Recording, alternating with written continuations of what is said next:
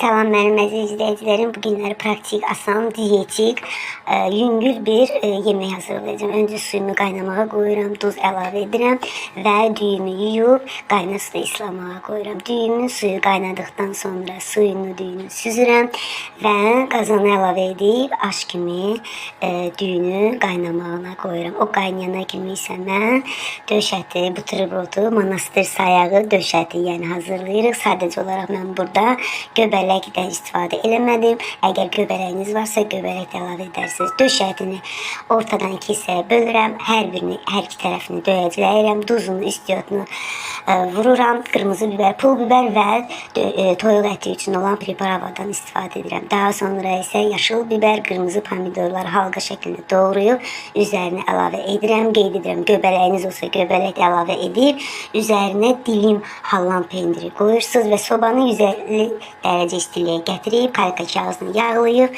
həmin hazırladığımız monastır sayağı toyuq ətini, buterbrodunu qoyub pişməyə qoyuruq. Artıq düyüm qaynayıbdır.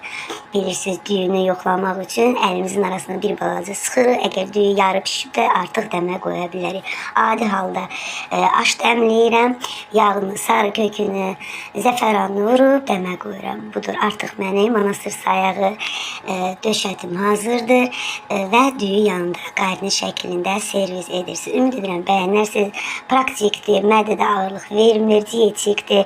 Həm də uşaqlar da sevər. Sadəcə göbələk də əlavə etsəz daha dadlı olur. Kanalıma abunə olmağı, like qoymağı unutmayın. Nuş olsun.